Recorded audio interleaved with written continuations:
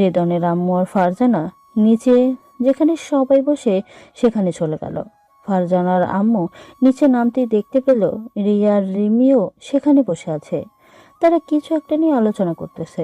ফারজানা বুঝতে পারলো যে ওর বিয়ের কথা হয়তো আলোচনা করছে। ওরা নিচে নেমে সবার সাথে বসে পড়লো। এখন কিছু বলল না। রিমি বলল, ছোট মা, আমি একটু কথা বলবো। কি কথা? আমি বলছিলাম কি যে ফারজানার সাথে আমার ছোট ভাই মাসুদের বিয়ে দিলে কেমন হয়? হঠাৎ এই প্রস্তাব কেন? আসলে আমি চাইছিলাম যেন আমরা সবাই একসাথে থাকি, আমাদের দুই পরিবারের মধ্যে যেন নতুন সম্পর্ক হয়। হ্যাঁ, তোমার কথা ঠিক আছে বৌমা, কিন্তু ফারজানাকে আমরা বিয়ে দিতে চাই না এত তাড়াতাড়ি। ওর পড়াশোনা শেষ হবে, তারপর সামনে ওর এসএসসি পরীক্ষা শুরু হবে। বিয়ের পরে তো পড়াশোনা করতে পারবে, এসএসসি পরীক্ষার পর না হয় বিয়েটা হোক। রিমির এসব কথা শুনতে ফারজানার খুব রেগে গেছে। রিমিকে সে বলল, ব্যাস, অনেক কথা বলেছো তুমি। আমার বিয়ের ব্যাপারে আর একটা কথাও বলবে না। আমাকে নিয়ে তোমাকে ভাবতে হবে না, তুমি তোমার নিজেটা নিয়ে ভাবতে থাকো। এটা কি ধরনের কথা বলতেছো তুমি ফারজানা? বড়দের সাথে কিভাবে কথা বলতে হয় তা তুমি ভুলে গেছো? আমি কিছুই ভুলিনি বাবা। আমি এমন একজনের সাথে কথা বলতেছি যে কিনা আমার ভাইয়াকে মিথ্যা ষড়যন্ত্র করে বাসা থেকে তাড়িয়েছে। তোমার লুচ্চা ধর্ষক ভাইয়ের জন্য তুমি আমার আপুকে এভাবে অপমান করছো, এটা কিন্তু ঠিক করছো না। থাপ্পড়টা ফারজানা রিয়ার গালে দিল। চুপ, একদম চুপ। লুচটা তো তোমরা দু বোন, আমার ভাইয়া নয়। এসব কি শুরু করেছো ফারজানা তুমি? যে এই পরিবারের সমস্ত সম্মান ডুবিয়ে দিয়ে চলে গেছে, তার জন্য তোমার এই বিহেভ করাটা ঠিক হচ্ছে না।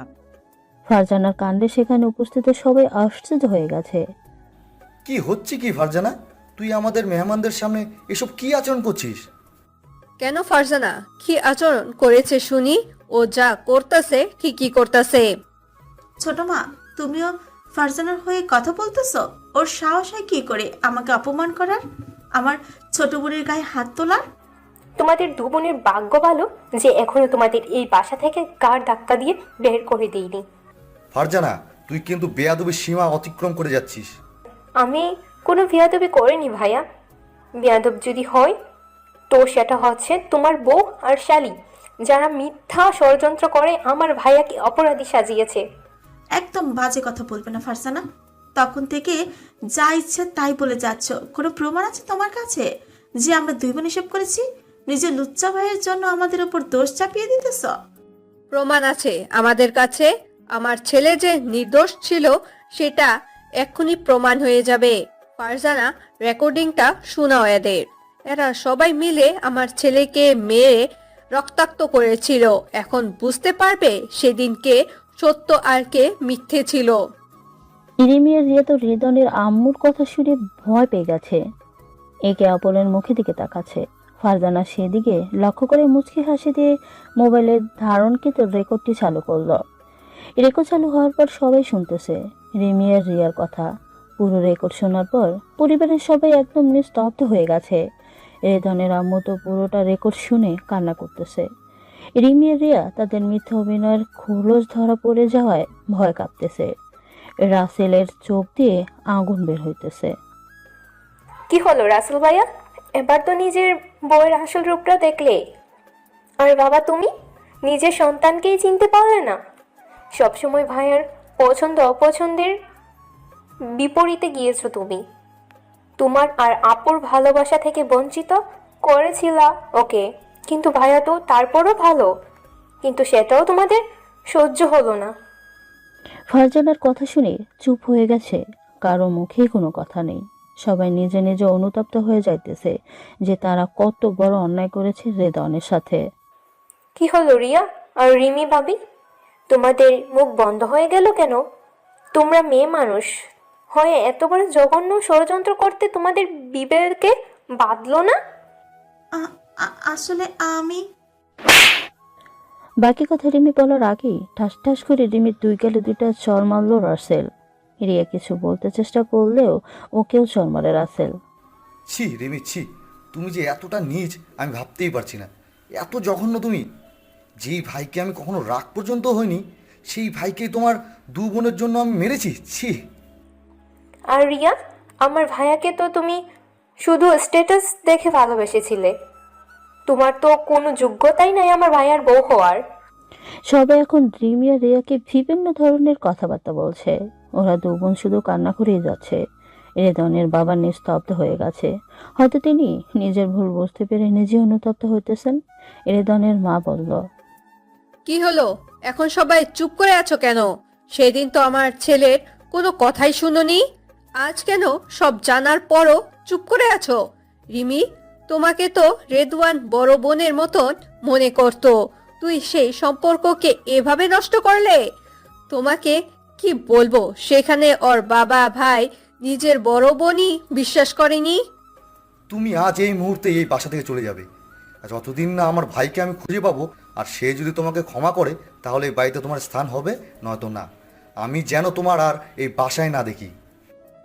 রেদনের আম্মু শুধু কান্না করতেছে আর বলতেছে রেদনকে তার বুকে ফিরিয়ে দিতে। এদিকে আমি বাসায় এসে ফ্রেশ হয়ে বসার রুমে যেতেই মারিয়া বলতে লাগলো, কি ভাইয়া, ভাবির বাসায় গিয়ে কি হলো? আন্টি তোমার এই বুড়ি মেয়েকে কিন্তু এবার পেটাবো। কি ওর ভাবি হয় জিজ্ঞেস করো তো। কেন, তুমি মেয়েটার সাথে ঘুরতে যেতে পারো আর আমি বললেই দোষ? ও আমার বন্ধু হয় বুঝলি। হ্যাঁ, কেমন বন্ধু সেটা তো আমি জানি, আমাকে বোঝাতে এসো না। ওই পড়িস তো কেবলমাত্র ক্লাস 7-এ, আর কথা শুনে মনে হয় যেন তুই প্রেমের ক্ষেত্রে পিএইচডি করছিস। ভাইয়া, সবকিছু বুঝতে বয়স আর ক্লাসের দরকার হয় না। হয়েছে বোন, মাফ কর আমায়, তুই সব বুঝিস। আন্টি আমার আর মারিয়ার খুনসুটি দেখে হাসতে হাসতে বলল, কেন রে সামিরা, আমার ছেলেটা কি দেখতে খারাপ নাকি? হ্যাঁ, যে সে কারো প্রেমে কিংবা কোনো মেয়ে ওর প্রেমে পড়তে পারবে না? আমি কি সেই কথা বলেছি নাকি? আমার ভাইয়াটা তো হেব্বি সুন্দর। যদি ভাইয়াকে হিরো স্টাইলে কোনো মেয়ে দেখে তাহলে সবাই প্রেমে পড়ে যাবে। হয়েছে আর পাইম দিস না। আন্টি আমি গ্যারেজে গেলাম, বাসা থেকে বের হয়ে গ্যারেজে গেলাম। আজ রিক্সা নিয়ে আর বের হলাম না। গ্যারেজেই সন্ধ্যা পর্যন্ত কাজ করে বাসায় এসে পড়তে বসলাম। রাতে খাবার খেয়ে শুয়ে আম্মুর কথা ভাবতে লাগলাম। পরক্ষণে হিমুর কথা আর ওর আম্মুর বলা কথাগুলো মনে পড়তে লাগলো। আসলে ওরা অনেক ভালো, অনেক বড়লোক, কিন্তু কোনো অহংকার নেই। নিজের মেয়ে একটা রিক্সাওয়ালাকে ভালোবাসে, তারপরে তিনি মেয়েকে সাপোর্ট দিলেন। এভাবেই দিন যেতে লাগলো। হিমুর সাথেও আগের থেকে আরো বেশি বন্ধুত্ব হয়ে গেছে, বলা চলে প্রেমেই চলছে। কিন্তু কেউ কাউকে এখনো প্রপোজ করেনি, শুধু জানি দুজন দুজনকে ভালোবাসি। কলেজে কোনো মেয়ের সাথেই কথা বলতে দেয় না, সবসময় কেয়ার করে আমার। রাগ অভিমান সবকিছুই হয়, কিন্তু কেউ বেশিক্ষণ রাগ অভিমান করে থাকতে পারে না। আমি ভেবে রেখেছি সামনে হিমুর জন্মদিন আসতেছে, সেদিন হিমুকে প্রপোজ করব। কলেজ, পড়াশোনা, রিক্সা চালানো আর গ্যারেজ, এই নিয়ে এই দিনগুলো অতিবাহিত হইতেছে আমার। আঙ্কেল আন্টি নিষেধ করে আমাকে যে আমি যেন আর রিক্সা না চালাই, কিন্তু আমি আমার কাজ চালিয়েই যাচ্ছি। একদিন আমি কলেজ যাওয়ার সময় সুমন ফোন দিল। কি খবর দোস্ত, কেমন আছিস তুই? আমি ভালো আছি, তুই কেমন আছিস? আলহামদুলিল্লাহ ভালো আছি। বাকিদের কি অবস্থা? বাকিরা সবাই ভালো আছে। তোর জন্য একটা গুড নিউজ আছে বন্ধু। কি নিউজ? তোর পরিবার ভাবি আর রিয়ার ষড়যন্ত্রের কথা জেনে গেছে। কিভাবে জানলো? তখন সুমন আমাকে সব খুলে বলল। তোর মা সারাক্ষণ কান্না করে রে দোস্ত, তোকে সবাই খুঁজতেছে। আম্মু আর বোনের জন্য আমারও খুব কষ্ট হয়, কিন্তু আমি বাসায় ফিরবো না। আর তোরা প্লিজ আমার কথা কেউ বলবি না। ঠিক আছে বন্ধু। সুমনের সাথে কথা বলতে বলতে কলেজে গেলাম। কলেজে গিয়ে ক্লাস করলাম। টিফিন পিরিয়ডে হিমু আর শিয়ানের সাথে আড্ডা দিলাম। এখন নতুন কিছু বন্ধু হয়েছে, ওরাও আমাদের সাথে আড্ডা দেয়। আজ রবিবার, আগামী সোমবার 21শে ডিসেম্বর হিমুর জন্মদিন। আমি আর শিয়ান মিলে প্ল্যান করলাম কিভাবে হিমুকে সারপ্রাইজ দেওয়া যায়। মিমকেও সাথে নিলাম। পরে তিনজনে মিলে একটা প্ল্যান করলাম। কি প্ল্যান করেছি সেটা পরে জানতে পারবেন। এদিকে রেদনের পরিবার রেদনকে পুরো কুড়িগ্রাম খুঁজেছে, কিন্তু কোথাও কোনো খোঁজ পায়নি। রেদনের বন্ধুদেরকেও জিজ্ঞেস করেছে, কিন্তু ওরাও কিছু বলতে পারেনি। রাসেল রিমিকে ওর বাবার বাড়িতে পাঠিয়েছে। রিমিও নিজের ভুল বুঝতে পেরে এখন অনুতপ্ত। বারবার রাসেলের কাছে, পরিবারের সবার কাছে ক্ষমা চেয়েছে। রাসেল বলেছে রেদনকে যদি তারা খুঁজে পায় তাহলে রিমিকে সে নিয়ে আসবে, নয়তো না। রেদনের আম্মু ছেলের জন্য সর্বদাই কান্না করে, কিন্তু কেউ জানে না রেদন কোথায়, বেঁচে আছে নাকি মরে গেছে। বাসায় আগের মতো আর হাসি খুশি নেই। আগামীকাল হিমুর জন্মদিন। আমরা আমাদের প্ল্যান মতো কাজ করতে লাগলাম। হিমু কিছুই জানতে পারলো না। জন্মদিনের রাতে আমি সন্ধ্যার পর শিয়ান সহ বাকি কাজগুলো করলাম। হিমুদের বাসার ছাদে সুন্দর করে সাজিয়েছি, লাইটিং করেছি। আন্টিকে আমাদের প্ল্যান সম্পর্কে বলেছি, তিনি খুব খুশি হয়ে আমাদেরকে হেল্পও করছেন। সব কাজ কমপ্লিট করতে প্রায় রাত 10টা বেজে গেছে। আর 2 ঘন্টা অপেক্ষা করতে হবে। হিমু জন্মদিনের রাতে রুমে মন খারাপ করে শুয়ে আছে। হিমু মনে মনে ভাবতেছে আজ তার জন্মদিনের রাত, কিন্তু সন্ধ্যার পর থেকে রেদান ওর সাথে কথাই বলেনি। নাকি ও ভুলেই গেছে যে আজকে হিমুর জন্মদিন। একটু অভিমান হয়ে গেল রেদানের উপর। মন খারাপ করে রুমে আসে ছুঁয়ে। রাত তখন 11:50 বাজে। হঠাৎ করে মিম হিমুর রুমে আসলো। দরজার নক ছিল না। হিমু মিমকে দেখে বলল, কি রে, আজকে না তোর জন্মদিন, এভাবে মন খারাপ করে শুয়ে আছিস কেন? কিছু না, এমনিতেই। কিছু না মানে কি হয়েছে বল? আরে আপু, কিছু না, এমনিতেই মনটা ভালো নেই। কেন? দেখ, আজকে আমার জন্মদিন, তুই আসলি, কিন্তু রেদওয়ানের আজকে কোনো খবরই নেই, একটা মেসেজও নেই, ফোনও দেয় নাই। ও তাই তো বলি, মন আজকের দিনেও খারাপ কেন? মন তো খারাপ হবেই, কালকে আগে কলেজে গিয়ে ওর দেখা পাই, তারপর বোঝাবো মজা কাকে বলে। সে কালকে যা করার করিস, এখন চল একটু ছাদে ঘুরে আসি। মন খারাপ করে শুয়ে থাকতে হবে না, চল। এত রাতে ছাদে? হ্যাঁ চল। মিম আর হিমু ছাদের দিকে যাইতেছে, কিন্তু হিমু জানে না তার জন্য কি সারপ্রাইজ অপেক্ষা করতেছে ছাদে। ছাদের দরজা যাওয়ার একটু আগে মিম হিমুকে দাঁড়াতে বলল। আবার কি হলো তোর? 1 মিনিট দাঁড়া। মিম একটা কালো পর্দা দিয়ে হিমুর চোখ বেঁধে দিল। কি হলো? তুই আমার চোখ বাঁধতেছিস কেন? কোনো প্রশ্ন করবি না, চল ছাদে। এদিকে 12টা বাজার আর 2 মিনিট বাকি আছে। আমি, শিহান, আন্টি আমরা ছাদে মিম আর হিমুর আসার জন্য অপেক্ষা করতেছি। 1 মিনিট বাকি থাকতে মিম হিমুকে নিয়ে আসলো। পুরো ছাদ লাইটিংয়ে আলোয় ঝলমল করতেছে, কিন্তু হিমুর চোখ বন্ধ থাকায় কিছুই বুঝতে পারলো না। ছাদে ছোট ছোট একটা টেবিল, মোমবাতি আর কেক রাখা রয়েছে। হিমুকে টেবিলের সামনে এসে দাঁড় করানো হলো। হিমু বারবার মিমকে তার চোখ খুলে দিতে বলতেছে, কিন্তু মিম কোনো কথাই বলছে না। 12টা বাজার সাথে সাথে মিমকে ইশারায় হিমুর চোখ খুলে দিতে বললাম। মিম হিমুর চোখ খুলে দেওয়ার সাথে সাথেই আমরা সবাই একসাথে হ্যাপি বার্থডে উইশ করলাম। Happy birthday to you, happy birthday to you Himu. Himu তো নিজের চোখের সামনে সবকিছু আয়োজন আর এত সুন্দর সারপ্রাইজ দেখে খুশিতে কেঁদেই ফেলেছে। থ্যাংক ইউ সো মাচ সবাইকে, আমি খুব খুশি হয়েছি। আমি তো ভেবেছি যে আমার জন্মদিনের কথা সবাই ভুলে গেছে। সবারই মনে ছিল, কিন্তু রেদওয়ান তোকে সারপ্রাইজ দিতে চেয়েছিল, তাই এই প্ল্যান রেদওয়ানই করেছে। হিমু মিমের কথা শুনে আমার দিকে এসে আমাকে জড়িয়ে ধরলো। আমি তো লজ্জায় শেষ, কারণ আন্টিও সাথে দাঁড়িয়ে আছে। তখন মিম বলল, এই যে হিমু ম্যাডাম, সাদে কিন্তু আরও মানুষ আছে, ফ্রিতে কি আরও সিনেমা দেখাবি নাকি? হিমু তখন লজ্জা পেয়ে আমাকে ছেড়ে দিল। আমি আন্টির দিকে তাকিয়ে দেখি আন্টি মুসকে মুসকে হাসতেছে। আমি বললাম, কেক কাটার সময় হয়ে গেছে, এসো। হ্যাঁ, তাড়াতাড়ি কেকটা কাটো। হিমু কেক কাটলো, আন্টিকে খাই দিল, তারপর আমাকে। আমিও হিমুকে খাই দিলাম। আর আমি শিয়ান ফটো তুলতে ব্যস্ত। কেক কাটার পর্ব শেষ হওয়ার পর আন্টি বিরিয়ানি রান্না করছে, তা খাইতে ডাকলো। আন্টি আমাদের ডাক দিয়ে নিচে চলে গেল। আমরা শুধু 4 জন ছাদে বসে আছি। আমি মনে মনে ভাবতেছি কিভাবে হিমুকে প্রপোজ করব। তখন মিম বলল, কি রে, এভাবে কি চুপ করে বসে থাকবো নাকি? ভাই, আজ তোর যেটা করার কথা ছিল করে ফেল, আমার খুব ক্ষুধা লাগছে। কি করার কথা বলছে ওরা তোমাকে? আরে কিছু না, ওদের কথা বাদ দাও। বাদ দিব কেন? বলো, কি করার কথা ছিল? দেখ ভাই, তাড়াতাড়ি কর, পেট সিগন্যাল দিচ্ছে। আমি আর দেরি না করে হিমুর সামনে গিয়ে একটা ফুল নিয়ে প্রপোজ করলাম। হিমু ছল ছল চোখে আশ্চর্য হয়ে আমার দিকে তাকিয়ে আছে। আমার হাত থেকে ফুলটা নিয়ে আমাকে সজোরে জড়িয়ে ধরলো। আমিও ভালোবাসার মানুষটিকে বুকের মাঝে জড়িয়ে নিলাম। কিছুক্ষণ এভাবে থাকার পর আমি হিমুকে বুক থেকে তুলে কপালে একটা কিস দিলাম। তখন হিমু বলল, আজ আমার সব থেকে খুশি দিন, যে তোমরা এভাবে আমার জন্মদিন উইশ করবে, ভাবতেই পারিনি। আর কি?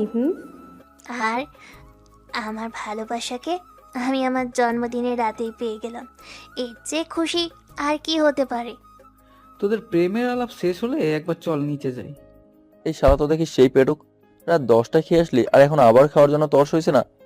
চলো সবাই নিচে চলো। সবাই নিচে গিয়ে খেতে বসলাম। খাবার খেয়ে কিছুক্ষণ কথা বলে ওই রাতেই বাসায় চলে আসলাম। আন্টি আর হিমু থাকার জন্য বলেছিল, কিন্তু সেটা সম্ভব নয়। সেদিনই প্রথম হিমুর বাবার কথা জেনেছি, তিনি বিদেশে আছেন ব্যবসার জন্য। এর আগে হিমুর বাবার সম্পর্কে শুনিনি। এভাবেই চলে গেল আরো একটি বছর। সামনে ইন্টার পরীক্ষা চলে এসেছে। হিমুর সাথেও জমিয়ে প্রেম চলতেছে। ঢাকায় আসার প্রায় 2 বছর অতিক্রম হয়ে গেছে। 2 বছর রিক্সা চালিয়ে আর গ্যারেজে কাজ করে প্রায় 4 লাখ টাকা জমেছি। এখন পড়াশোনা একটু চাপ বাড়িয়েছি, কারণ 1 সপ্তাহ পর পরীক্ষা শুরু হবে। এদিকে রেদনের বাবা আর ভাই রেদনকে সব জায়গায় খুঁজেছে, কিন্তু কেউ রেদনের কোনো খোঁজ দিতে পারেনি। শেষে তারা হতাশ হয়ে রেদনের খোঁজ করা বাদ দিয়ে দিল। রেদনের আম্মু ছেলেকে নিয়ে সব সময় টেনশনে থাকেন। খুব বেশি প্রয়োজন না হলে কারোর সাথে তেমন একটা কথা বলে না। তাকে দেখে মনে হয় যেন তিনি হাসতেই ভুলে গেছেন। এদিকে রিমি তার কৃতকর্মের জন্য বারবার রাসেলের কাছে ক্ষমা চায়। রাসেল রিমিকে ফিরে আনেনি, কিন্তু সন্তান আর স্ত্রীর খরচ সময় মতো পৌঁছে দেন। মাঝে মাঝে দেখেও আসেন সন্তানকে। পরিবারের সবাই আগের মতো স্বাভাবিক হতে চেষ্টা করলেও শুধু রেদনের আম্মুর মধ্যে কোনো চেষ্টা নেই। তিনি এতটাই ভেঙে পড়েছেন। এদিকে আমার পরীক্ষা এগিয়ে আসলো, আর 2 দিন পর পরীক্ষা শুরু হবে। আঙ্কেল আর আন্টি আমাকে নিষেধ করে দিল আমি যেন ভুলেও রিক্সা চালানো এবং গ্যারেজে না যাই। পড়াশোনায় মনোযোগ দিতে লাগলাম। পরীক্ষার কারণে কয়েকদিন থেকে হিমুর সাথে দেখা হয় না, কিন্তু ফোনে কথা হয়। মাঝে মাঝে আন্টির সাথে কথা হয়। রাতে পড়াশোনা শেষ করে খাবার খেয়ে শুয়ে পড়লাম, তখন হিমু ফোন দিল। হ্যালো, কেমন আছো? আমি ভালো আছি, তুমি কেমন আছো? হ্যাঁ, ভালো আছি। কি করছো? এই তো শুইলাম। তুমি? আমিও। খাইছো তুমি? হ্যাঁ, তুমি? খাইলাম। একটা কথা বলার ছিল। হ্যাঁ, বলে ফলে কি বলতেছো? কয়েকদিন থেকে তো দেখাই হচ্ছে না, তোমাকে দেখতে খুব ইচ্ছে করতেছে। কালকে প্লিজ চলো, একটু দেখা করি। আমারও একই অবস্থা গো। আচ্ছা, কখন আর কোথায় দেখা করবো এখন? তুমি 12টার সময় কলেজের সামনে আসো, আমিও চলে আসবো। কিছুক্ষণ ঘুরবো, আর কিছু কেনাকাটা আছে, করে তারপর বাসায় যাব। ওকে, আমি আসবো। আরো কিছুক্ষণ কথা বলে ফোন রেখে ঘুমিয়ে গেলাম। পরের দিন সকালে পড়াশোনা করে 10টার দিকে খাবার খেলাম। 11টার দিকে রেডি হয়ে আন্টিকে বললাম যে একটু বাইরে থেকে আসি। মারিয়াও সেখানে ছিল। মারিয়া বলল, হ্যাঁ আম্মু, যেতে দাও, তোমার ছেলে তোমার বৌমার সাথে দেখা করতে যাবে। ওই তুই চুপ করবি? ও, সত্যি বললাম তো এখন রাগ দেখাচ্ছ? আচ্ছা মারিয়া, আমার ছেলেটা হিমুর সাথে দেখা করতে গেলে কি সমস্যা? সমস্যা হলে ভাইয়া এখনো একদিনও ভাবিকে নিয়ে আসলো না কেন? আমার মিষ্টি ভাবিকে কি আমি দেখবো না? হ্যাঁ, এটা কথা ঠিক। আচ্ছা বাবা, তুমি একদিন হিমুকে নিয়ে আসিও। আচ্ছা আন্টি, পরীক্ষার পর নিয়ে আসবো। এখন আমি চললাম। হিমুর সাথে দেখা করে কিছুক্ষণ ঘুরলাম। তারপর দুপুরের খাবার একটা হোটেলে খেয়ে কেনাকাটা করতে গেলাম। আমি হিমুকে একটা ড্রেস উপহার দিলাম। হিমু আমাকে নিজের পছন্দ মতো শার্ট প্যান্ট উপহার দিল। কেনাকাটা শেষ করে বিকেলে বাসায় চলে আসলাম। বাসায় এসে ফ্রেশ হয়ে একটু রেস্ট নিয়ে আবার পড়তে বসলাম। আজকে থেকে পরীক্ষা শুরু হবে। সকালে খাবার খেয়ে আঙ্কেল আন্টির কাছ থেকে দোয়া নিয়ে পরীক্ষা দিতে চলে গেলাম। পরীক্ষা সেন্টারে পৌঁছানোর কয়েক মিনিট পর হিমুও চলে আসলো। সিয়ান আর মিম আমার আগেই চলে আসছে। সবাই কিছুক্ষণ পরীক্ষা দিয়ে কথা বললাম। পরীক্ষা শুরু হওয়ার 30 মিনিট আগে রুমে প্রবেশ করলাম। নিজের সিটে বসে বললাম। আমার পিছনেই হিমুর সিট পড়েছে, একটু দূরে শিহান আর মিম। যত সময় পরীক্ষা শুরু হলো। প্রথম পরীক্ষা আল্লাহর রহমতে অনেক ভালো হলো। প্রায় 1 মাসের মতো পরীক্ষা চললো। সবগুলো পরীক্ষাই ভালো হয়েছে। হিমু অনেক ভালো পরীক্ষা দিয়েছে। আশা করতেছি ভালো রেজাল্টই হবে। শেষ পরীক্ষার দিন বাসায় এসে ফ্রেশ হয়ে খাওয়ার পর সুমনকে ফোন দিলাম। হ্যালো দোস্ত, কি খবর? আলহামদুলিল্লাহ ভালো। তোর কি অবস্থা? পরীক্ষা কেমন হলো সবার? পরীক্ষা ভালোই হয়েছে দোস্ত, তোর কেমন হয়েছে? আলহামদুলিল্লাহ ভালো হয়েছে। তো কোথায় ভর্তি হওয়ার পরিকল্পনা তোদের? ঢাকা ভার্সিটিতে পরীক্ষা দেব, ওইখানেই পড়াশোনা করার ইচ্ছা। ও, ভালোভাবে প্রস্তুতি নিস কেমন? হ্যাঁ দোস্ত। সুমনের সাথে কথা বলে হিমুর সাথে কথা বললাম। পরীক্ষা শেষ হওয়ার 2 দিন পর থেকে আবারও গ্যারেজে কাজ শুরু করলাম। আঙ্কেল আন্টি অনেকবার বারণ করলো যেন আমি আর কাজ না করি। মাঝে মাঝে ভাবতে অবাক লাগে, যেখানে আমার পরিবার আমাকে ত্যায্য করলো, সেখানে এই মানুষগুলো আমাকে কতটা ভালোবাসে, আমাকে নিজের ছেলের মতোই দেখে। একদিন রিক্সা চালিয়ে বাসায় এসে ফ্রেশ হয়ে রুমে বসে আছি। তখনই হিমু ফোন দিল। হ্যালো, কেমন আছো? আমি ভালো আছি, তুমি কোথায় এখন? আমি তো বাসায় এখন। কেন? আমার বাসায় এসো, এক্ষুনি দরকার আছে। এখনই যেতে হবে? আসো। ওকে, আসতেছি। হিমুর সাথে কথা শেষ করে রেডি হয়ে আন্টিকে বলে বেরিয়ে পড়লাম হিমুদের বাসার উদ্দেশ্যে। বুঝলাম না হঠাৎ ফোন দিয়ে বাসায় কেন ডাকতেছে। কিছুক্ষণ পর হিমুদের বাসায় পৌঁছে গেলাম। কলিং বেল বাজানোর সাথে সাথে গেট খুলে গেল। দেখে দেখি হিমু। বা, বেল বাজাতে দেরি, কিন্তু গেট খুলতে দেরি নেই। অপেক্ষায় ছেলে বুঝি? হ্যাঁ ছিলাম তো, আমার একটা মাত্র বর আসতেছে, থাকতে তো হবেই। ও তাই? বিয়ে না করতেই বর? হ্যাঁ, কেন? আমাকে ছেড়ে অন্য কারোর বর হওয়ার ইচ্ছে হচ্ছে নাকি? আরে আমি কি সেটা বলছি নাকি? তুমি তো আমার বউ হবে পাগলি। হুম, ভুল করেও যদি অন্য মেয়ের দিকে তাকিয়েছো তো চোখ দুটোই বন্ধ করে দেব। বসো এখানে। কি ব্যাপার হঠাৎ এত জরুরি ভাবে ডাকলে যে? তোমার পছন্দের বিরিয়ানি রান্না করেছি আজ আমি নিজেই, তাই ডাকলাম। আর কিছু কথা আছে। আন্টি কোথায়? আম্মু একটু বাহিরে গিয়েছে, এক্ষুনি এসে পড়বে। এসো আমার রুমে নিয়ে যাই তোমায়। বিয়ের আগে আগে এই বরকে রুমে ডাকতেছো? হুম। দূর ফাজলামো না করে আসো। হিমু আমাকে ও রুমে নিয়ে গেল। রুমে ঢোকার সাথে সাথে হিমু আমাকে জড়িয়ে ধরে পাগলের মতো লিপ কিস করতে লাগলো। আমি তো হতভম্ব হয়ে গেছি হিমুর কাণ্ড দেখে। পরক্ষণে আমিও রেসপন্স দিতে লাগলাম। কতক্ষণ এভাবে ছিলাম জানি না, হঠাৎ দুজন দুজনকে ছেড়ে দিয়ে হাঁপাতে লাগলাম। হিমু লজ্জায় মাথা নিচু করে আছে, আমার সেই লজ্জা লাগতেছে। কিছুক্ষণ পর স্বাভাবিক হয়ে আমি হিমুকে বললাম, আজ কি হয়েছে গো তোমার, হঠাৎ করে এইভাবে শুরু করলে? জানি না, কিন্তু আজ তোমাকে দেখার পর থেকেই খুব ইচ্ছে করছিল কিস করতে। তুমি তো করবে না, তাই নিজেই আদায় করে দিলাম। তো কেমন লাগলো বরকে কিস করে? হুম, খুব ভালো এই অনুভূতি, আর ফিলিংসটা অসাধারণ। কথা বলতে বলতে দুজনে শুয়ে আছি। হিমু আমার বুকে মাথা দিয়ে শুয়ে আছে। এভাবে কিছুক্ষণ থাকার পর কলিং বেজের আওয়াজ শুনতে পাই। হিমু উঠে গিয়ে নিচে নেমে গেল।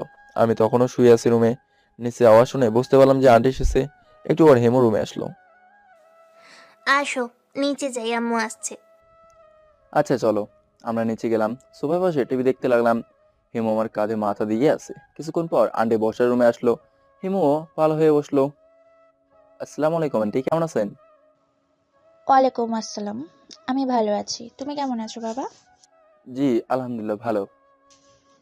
তুমি তো আমাদের ভুলেই গেছো, আসোই না। আরে না আন্টি, আসলে পরীক্ষা শেষ, এখন একটু কাজের চাপ। হিমু, তোমরা কি খেয়েছো? না, আম্মু এখনো খায়নি। কি, ছেলেটাকে এখনো কিছু খেতে দাওনি? আমরা আপনার জন্য ওয়েট করতেছিলাম আন্টি। মনে মনে বলছি আপনার মেয়ে যে মিষ্টি খাওয়াইছে, আর কিছু না খেলেও চলবে। ও আচ্ছা, চলো আগে খেয়ে নিই, তারপর গল্প করা যাবে। সবাই খাইতে বসলাম। খাওয়া শেষ করে গল্প করতে লাগলাম। তখনই আন্টি বলল যে কোথায় ভর্তি হব। তো বাবা, কোথায় ভর্তি হবা তুমি? আন্টি আপনি তো জানেন আমার স্বপ্ন আমি ডাক্তার হব। হ্যাঁ, তাহলে এক কাজ করতে পারো, এখন থেকে মেডিকেলে ভর্তির প্রস্তুতি নাও। হিমিও ডাক্তারি পড়বে। তুমি যে ডাক্তারি পড়বে আমাকে তো আগে বলোনি। এমনি বলিনি, ভেবেছি একসাথে মেডিকেলে এক্সাম দিয়ে চমকে দিব তোমাকে, কিন্তু আম্মু তার আগেই বলে দিল।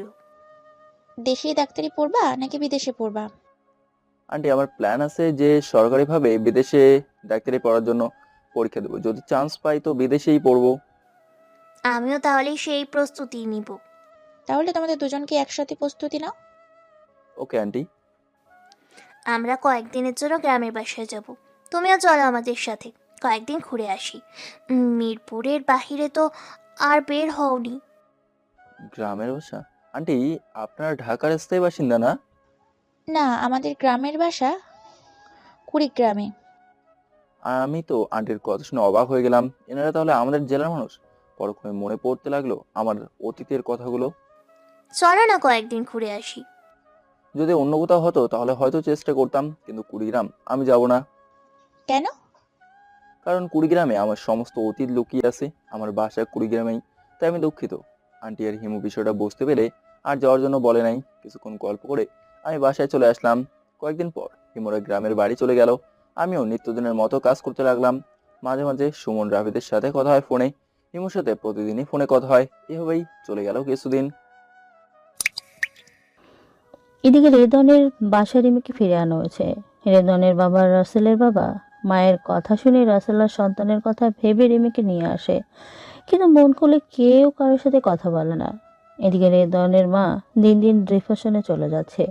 ছেলের চিন্তায় তিনি সবকিছু যাতে ভুলেই যাইতেছেন।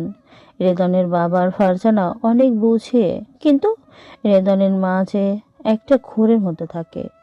বাইরে কিছুটা হাসিখুশি থাকলেও ভিতরে ভিতরে তিনি ছেলের জন্য কান্না করে। আজ সকালে আমি ঘুম থেকে উঠে রিক্সা নিয়ে বের হলাম। হিমু রাতে ফোন করে বলেছে তারা আজকে সকালের বাসে চলে আসবে বাসায়। আমি ভেবেছিলাম আরো কয়েকদিন থাকবে, কিন্তু হিমু নাকি আমাকে না দেখে আর থাকতে পারছে না, তাই চলে আসতেছে। আমি রিক্সা নিয়ে একটু বাস স্ট্যান্ডের দিকে গেলাম। যদি ওদের দেখা পাই তো বাসায় নামিয়ে দিয়ে আসবো।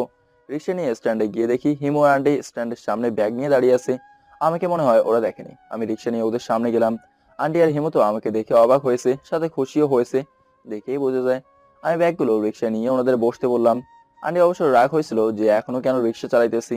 আন্টি আর হিমুকে নিয়ে তাদের বাসায় যাওয়ার সময় গল্প করতে করতে যাচ্ছিলাম, তখন আন্টি হিমুকে বলল, এই যে দেখা হয়েছে তো রেদওয়ানকে? খুব তো বলছিলে, আমি আর ওনাকে না দেখে থাকতে পারছি না।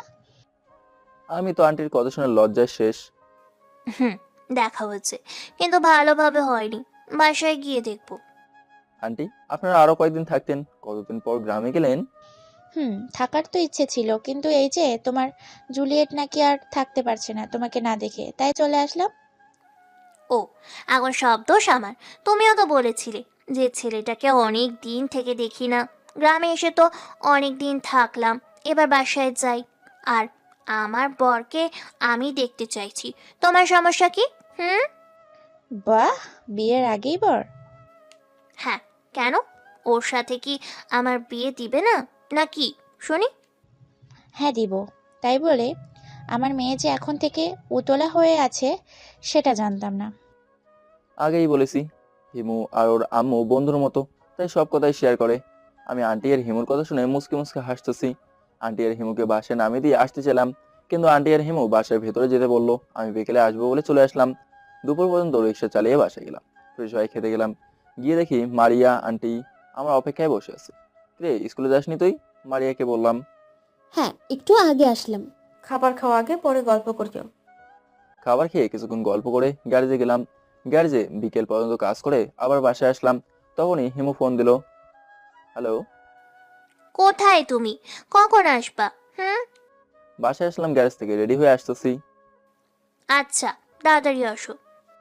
বাহ, বরকে না দেখে থাকতে পারছো না বুঝি? আদর করবে নাকি গো জান? হ্যাঁ, আদরই করবো। আসো আগে, তারপর মজা বুঝাবো। ওকে, আসতেছি। ফোনে কথা বলা শেষ হতেই আন্টি প্রশ্ন করলো, কি হিমু ফোন দিছে নাকি? হিমু ফোন দিছে নাকি? হ্যাঁ আন্টি, ওরা আজ গ্রাম থেকে এসেছে, তাই ডাকতেছে। মেয়েটাকে একদিন দেখতে চাইলাম, তুমি নিয়ে আসো না কেন? আচ্ছা, নিয়ে আসবো কাল পরশু। ওকে, যাও। আমি ফ্রেশ হয়ে রেডি হয়ে হিমুদের বাসায় গেলাম। হিমুদের বাসায় যাওয়ার পর আন্টি আর হিমুর সাথে কিছুক্ষণ আড্ডা দিলাম। তখন আন্টি বলল, বাবা শোনো, লন্ডনের ক্যামব্রিজ মেডিকেলে, কলেজ অ্যান্ড হাসপাতালেও তোমরা দুজন পরীক্ষা দিও। পুরো প্রস্তুতি নিয়ে সরকারিভাবে পরীক্ষা দাও। যেন সরকারিভাবে তোমরা পরীক্ষা দিতে পারো সে ব্যবস্থা হিমুর আব্বু করে দিবে। ওর আব্বু আর 1 সপ্তাহ পর আসবে। ওকে আন্টি, এই ব্যবস্থাটা করলে খুব ভালো হবে। যাও হিমু, রুমে গিয়ে গল্প করো, আর রাতে অবশ্যই ডিনার করে যাবা। আমি আর হিমু ওর রুমে গেলাম। দুজনে গল্প করতেছি। হিমু ওর গ্রামে গিয়ে কি কি করছে না করছে সেই সব গল্প। আমি হিমুকে বুকে নিয়ে শুয়ে শুয়ে গল্প শুনতেছি ওর। একটা মুহূর্তে হিমু বলল, জানো, তোমার বুকে যখন মাথা রেখে শুয়ে থাকি খুব ভালো লাগে। বিয়ের পর প্রতিটা রাতে আমার বুকে শুয়ে ঘুমাবা। এই বুক তো তোমারই থাকবে। ধুর, কতদিন পর যে বিয়ে হবে, আমার তো এখন থেকেই ইচ্ছে করতেছে। তা তো চাইবেই, কিন্তু কিছুই করার নেই, অপেক্ষা তো করতেই হবে। হুম, কবে যে অপেক্ষার অবসান হবে। গল্প করতে করতে লক্ষ্য করলাম হিমুর মুখটা আমার ঠোঁটের একদম কাছাকাছি নিয়ে এসেছে। গরম নিঃশ্বাস অনুভব করতেছি। বুঝতে পারলাম যে কি হতে চলেছে। একটু পর হিমু ওর ঠোঁট দুটো আমার ঠোঁটের মাঝে ডুবিয়ে দিয়ে কিস করতে শুরু করলো। আমি রেসপন্স দিতে লাগলাম। অনেকক্ষণ পর্যন্ত চললো এই কিস আদান প্রদান। আজকে যেন দুজনের উপর কি এক ভর করেছে, ছাড়ার কোনো ইচ্ছাই নেই। অনেক সময় পর হিমু আমার নিঃশ্বাস দুটো ছেড়ে দিল। দুজনে হাঁপাচ্ছি। সেদিন রাতে খাবার খেয়ে বাসায় আসলাম। রাতে ঘুমানোর সময় হিমুর সাথে কাটানোর সময়গুলো মনে পড়তে লাগলো। আবার কিছুক্ষণ পর আম্মুকেও খুব মনে পড়তে লাগলো। নীরবে চোখের জল ফেলতে লাগলাম। এভাবেই দিন এগোতে লাগলো। মেডিকেলের ভর্তি পরীক্ষার প্রস্তুতি ভালোভাবেই নেওয়ার জন্য পড়াশোনা ভালোভাবেই করতে লাগলাম। দেখতে দেখতে এসএসসি পরীক্ষার রেজাল্ট বের হলো। আল্লাহর রহমতে এবারও গোল্ডেন A+ পেয়েছি, হিমুও পেয়েছে। শিহান আর মিমও ভালো রেজাল্ট করেছে। আঙ্কেল আন্টি এবং হিমুর আব্বু আম্মুও খুব খুশি হয়েছে। রেজাল্টের পরের দিন হিমুকে নিয়ে বাসায় এসেছিলাম। আন্টি খুব খুশি হয়েছিল। সন্ধ্যা পর্যন্ত আড্ডা দিয়ে হিমুকে বাসায় পৌঁছে দিয়ে আসছি। রাতে শুয়ে আম্মুকে খুব মিস করতে থাকি। আর যদি আমি বাসায় থাকতাম আম্মু খুব খুশি হতো। কিন্তু আমার পরিবারের লোকেরা আজকের এই দিনটা আমার আম্মুর সাথে কাটাতে দিল না। সেই রাতে অনেক কান্না করছিলাম। রেজাল্টের পর কেমব্রিজ মেডিকেল কলেজে ভর্তি পরীক্ষার জন্য প্রস্তুতি নিতে শুরু করলাম। কয়েকদিন পরেই পরীক্ষা। অবশেষে পরীক্ষার সময় চলে আসলো। সরকারিভাবে এই পরীক্ষা দিলাম, পরীক্ষা ভালোই দিয়েছি। এখন রেজাল্ট হওয়ার অপেক্ষায় আছি। 3 দিন পর রেজাল্টও দিল। রেজাল্ট দেখে আমি আর হিমু অবাক হয়ে গেছি। রেজাল্ট দেখে আমার চোখ দিয়ে পানি পড়তে লাগলো। হ্যাঁ, আমি আর হিমু দুজনেই মেডিকেলে চান্স পেয়েছি। আমি রেজাল্ট দেখেই বাসায় এসে আন্টিকে জোরে জোরে কান্না করতেছি। আন্টি হঠাৎ আমার এমন কান্না দেখে অবাক হয়ে গেছে। কি হয়েছে বাবা, কান্না করছো কেন? আন্টি, আমি মেডিকেল কলেজে চান্স পেয়েছি। আরে পাগল ছেলে, এ তো খুব খুশির খবর। এই খুশির দিনে কেউ কান্না করে? আজকে আম্মুকে খুব মনে পড়ছে আন্টি। আর যদি আম্মু আমার কাছে থাকতো তাহলে সব থেকে বেশি খুশি হতো। বাবা, সেটা জানি আমি। আন্টি আমার চোখের পানি মুছে দিল। আঙ্কেল আর মারিয়া বাসায় এসে রেজাল্ট শুনে খুব খুশি হয়েছে। সবাই মিলে মিষ্টি মুখ করলাম। আঙ্কেল আর আন্টি আমাকে মিষ্টি নিয়ে হিমুদের বাসায় যাইতে বললো। আমি হিমুদের বাসায় চলে গেলাম। বাসায় গেটে কলিং বেল বাজাতেই আন্টি এসে দরজা খুলে দিল। আমি আন্টিকে সালাম করে ভেতরে ঢুকলাম। আন্টি খুব খুশি হয়েছে, কাছে টেনে নিয়ে কপালে চুমু দিয়ে দোয়া করলো। আন্টি আর আমি সামনে এগিয়ে যেতেই হিমু এসে আমাকে জড়িয়ে ধরলো। আন্টি যে আমার পাশে আছে সেদিকে তার কোনো হুঁশ নেই। আমি হিমুর কানে কানে বললাম, এই হিমু, কি করছো? আন্টি পাশে আছে কিন্তু। তো আমি করব, তাই বলে কি তুমি আমাকে জড়িয়ে ধরবা না? লজ্জা লাগছে আমার। হুম। হিমু আমাকে ছেড়ে দিল। আমরা বসে গল্প করতে লাগলাম। আমি সবাইকে মিষ্টি মুখ করালাম। কিছুক্ষণ পর হিমুর বাবা বাসায় আসলো। ওনাকে আজ প্রথম দেখলাম। কুশল বিনিময় করে কথা বলতেছিলাম। উনিও খুব ভালো মানুষ। আমি আঙ্কেল আর আন্টিকে বললাম, আঙ্কেল, আন্টি, আপনারা আমার যে উপকার করেছেন সেটা আমি সারা জীবন ভুলবো না। আপনারা সরকারিভাবে পরীক্ষা দিতে ব্যবস্থা করে না দিলে হয়তো আমার পক্ষে কঠিন হয়ে যেত। দেখো ছেলের কথা, কি আর এমন করেছি? পরীক্ষা দিয়ে তো উত্তীর্ণ তুমি হচ্ছ, আর তুমি তো আমাদের ছেলের মতোই। আমরা আমাদের ছেলে আর মেয়ের জামাই এর জন্য করেছি। হ্যাঁ, এখন তোমার বিদেশে যাবার জন্য প্রস্তুতি নাও, আর ভালোভাবে পড়াশোনা করবা, কেমন? জি আঙ্কেল, দোয়া করবেন। হিমুদের বাসায় কিছুক্ষণ কাটিয়ে আমি বাসায় চলে আসলাম। পরের দিন বিকেলে হিমু আর আমি পার্কে ঘুরতে গেলাম। পার্কে গিয়ে দেখি আমাদের পরিচিত এক জুটি জড়াজড়ি করে বসে প্রেম করছে। হ্যাঁ, মিম আর শিয়ান। আমি আর হিমু তাদের কাছাকাছি গিয়ে পেছন থেকে আর সাইড থেকে কয়েকটা পিক তুলে নিয়ে আমরা ওদের সামনে গিয়ে দাঁড়ালাম। রে প্রেমিক যুগল, ভালোই তো দিন যাচ্ছে তোদের। আমার কথা শুনে মিম আর শিহান দুজনে মাথা তুলে তাকিয়ে দেখে আমি আর হিমু ওদের সামনে দাঁড়িয়ে আছি। ও, তোরা? হাই, বস। না থাক, তোরা চালিয়ে যা, আমরা বরং অন্য কোথাও ঘুরি। আরে ইয়ার, বস এখানে, কিছুক্ষণ আড্ডা দিয়ে একসাথে চলে যাব। ঠিক আছে, চল। অতঃপর চারজনে 1 ঘন্টার মতো আড্ডা দিয়ে বাসায় চলে আসলাম। রাতের খাবার খেয়ে হিমু আর সুমনের সাথে কথা বলে ঘুমিয়ে পড়লাম।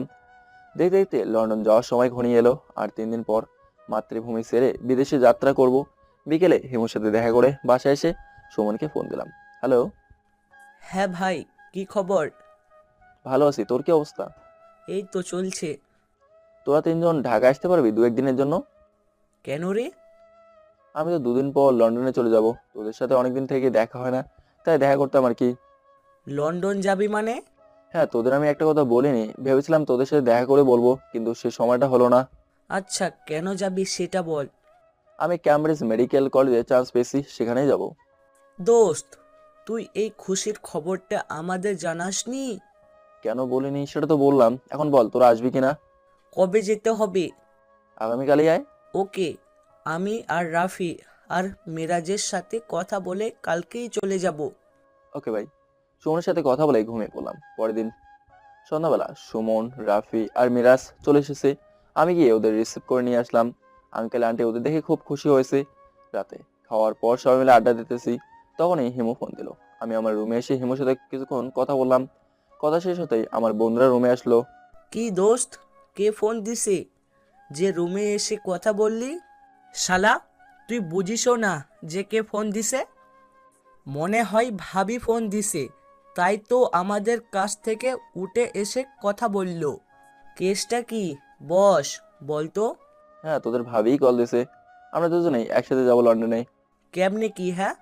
তখন আমি ওদের সব কথা খুলে বললাম, কিভাবে আমার আর হিমুর প্রেম হয়েছিল। ওরা তো শুনে অবাক হয়ে গেছে। দোস্ত, তোর তো ভাগ্য অনেক ভালো। খুব ভালো একটা পরিবারের মেয়ে এবং খুব ভালো মেয়েকে তোর লাইফে পেয়েছিস। হ্যাঁ, সেটা ঠিক বলেছিস। আরো কিছুক্ষণ কথা বলে ঘুমিয়ে গেলাম। পরের দিন বিকেলে বন্ধুরা সহ হিমুদের বাসা থেকে ঘুরে আসলাম। আগামীকাল সন্ধ্যায় আমি আর হিমু বাংলাদেশ ত্যাগ করব। রাতের বেলা পরিবারের সবাইকে খুব মনে পড়তে লাগলো। আজ আমার এই খুশির দিনে আমার পরিবারের একটা লোকও আমার কাছে নেই। বিশেষ করে আম্মু। তার ছেলে আজ স্বপ্ন পূরণের লক্ষ্যে দেশের বাইরে যাইতেছে, কিন্তু আম্মু আজ আমার কাছে নেই। একবার ইচ্ছে হয় বাসায় চলে যাই, কিন্তু যখনই অতীত মনে পড়ে তখন আর ইচ্ছে হয় না। আমার মতো চরিত্রহীন ছেলেকে স্যার হয়তো তারা খুশি আছে। ভাবতে ভাবতে ঘুমিয়ে গেলাম। আজ সন্ধ্যায় দেশ ত্যাগ করব। আঙ্কেল, আন্টি আর মারিয়া সবার চোখেই পানি, আমার চোখেও সারাদিনই পানি। নিজের পরিবার আমাকে ত্যাগ করার পর এই মানুষগুলো আমাকে নিজের ছেলের মতো ভালোবেসেছে, তাদের স্নেহ দিয়েছে। আজ আবারও তাদেরকে ছেড়ে পাড়ি জমাতে হচ্ছে দূর দেশে। সময় দেখতে দেখতে সবার কাছ থেকে বিদায় নেওয়ার সময় চলে আসলো। আঙ্কেল আন্টিকে জড়ে ধরে অনেকক্ষণ পর্যন্ত কাঁদলাম। মারিয়া তো কান্না করতে করতে শেষ। আমার বন্ধুদেরকেও জড়ে ধরে কান্না করলাম। সবাই বলল যেন মাঝে মাঝে কথা বলি। বিশেষ করে আঙ্কেল আন্টি বারবার করে বলেছে তাদের যেন ভুলে না যাই। আমার পক্ষে তাদেরকে ভুলে যাওয়া কখনো সম্ভব না, কারণ তারাই আমার বিপদের দিনে ছায়া হয়ে আমার পাশে দাঁড়িয়েছিল। ওনারা না থাকলে হয়তো আমার অস্তিত্বই থাকতো না। হিমোর আম্মু আব্বুও বাসায় এসেছে। ওনারা আমাদের দুজনকে একসাথে থাকতে বলেছেন।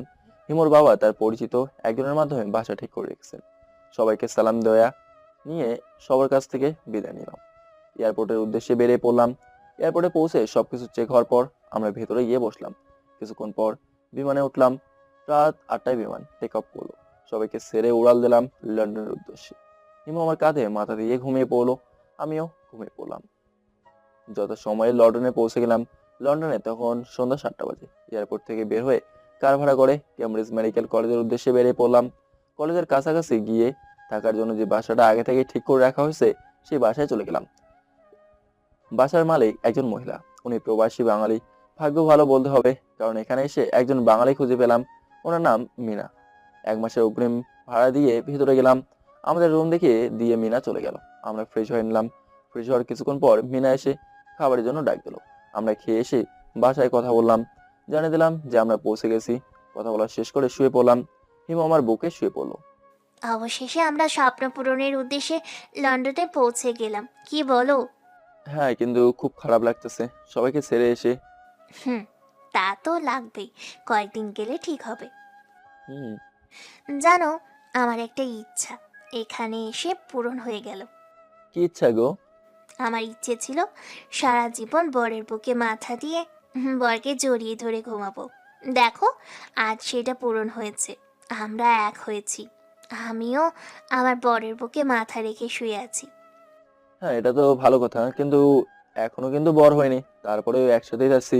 হ্যাঁ, কিন্তু হবই তো, আজ না হোক কাল। আমি 1-2 বছরের মধ্যে বিয়ে করতে চাই। সেটা দেখা যাবে। এখন ঘুমাই, চলো। কালকে কলেজে যেতে হবে, প্রথম দিন অনেক কাজ আছে। ওকে, চলো। দুজনেই ঘুমিয়ে পড়লাম। এদিকে রাসেল কোম্পানির কাজে কয়েকদিন আগেই ঢাকা আসছিল। ঢাকা এসে কোম্পানির কাজের পাশাপাশি রেদনকেও খোঁজ করেছিল, কিন্তু কিছুতেই পাচ্ছে না। কোম্পানির কাজ শেষ করে বাসায় ফেরার পথে হঠাৎ করে মিরপুরে রাসেল রেদনের মধ্যে কাউকে দেখতে পায়। রাসেল কিছুক্ষণ তাকিয়ে থেকে শিওর হয়ে যায় যে এটাই রেদন। রাসেল গাড়ি থেকে নেমে রেদনের কাছে যেতে লাগলো, কিন্তু রেদনের কাছে পৌঁছানোর আগেই রেদন এয়ারপোর্টের উদ্দেশ্যে চলে যায়। রাসেল দেখতেও পেয়ে কিছুই করতে পারল না। রেদনের পিছু নিয়েও কোনো কাজ হয়নি। হতাশ হয়ে রাসেল বাসার উদ্দেশ্যে চলে আসে। বাসায় পৌঁছানোর পর সেদিন সন্ধ্যাবেলা যখন সবাই নাস্তা করে একসাথে বসে গল্প করতেছে, তখনই রাসেল বলল, চাচু, আমি ঢাকা থেকে আসার সময় রিয়াদনকে দেখেছিলাম। রাসেলের কথা শুনে পরিবারের সবাই একদম চমকে গেছে। রেদনের মা তো ছেলের কথা শুনেই কান্না করতেছে। রেদনের বাবা বলল, কি? কোথায় দেখেছিস তুই? ঢাকায় মিরপুরে। মিরপুরে মানে? তুই কি গিয়েছিস ওর সামনে? না, আমি রেদওয়ানের সামনে যেতে পারিনি, তার আগেই রেদওয়ান চলে যায়। কোথায় চলে গেছে? আমি মিরপুরে রেয়াদনকে দেখার পর গাড়ি থেকে নেমে ওর পিছু নিই, তখন সে চলে যায়। আমি ওর সাথে দেখা করার জন্য পিছনে উঠে যাই ওর, কিন্তু সেই এয়ারপোর্টে ঢোকার পর আমি আর ওকে দেখা পাইনি। এয়ারপোর্টে রেদওয়ান কেন? সম্ভবত দেশের বাইরে চলে গেছে। তাহলে সে রেদওয়ান হতেই পারে না, কারণ রেদওয়ান বিদেশ যাবে কিভাবে? আমারও তাই মনে হয়, কিন্তু আমি রেয়াদনকে দেখেছি, আবার সেই হিসাবও মিলাতে পারছি না। ওটা আমার ছেলেই ছিল।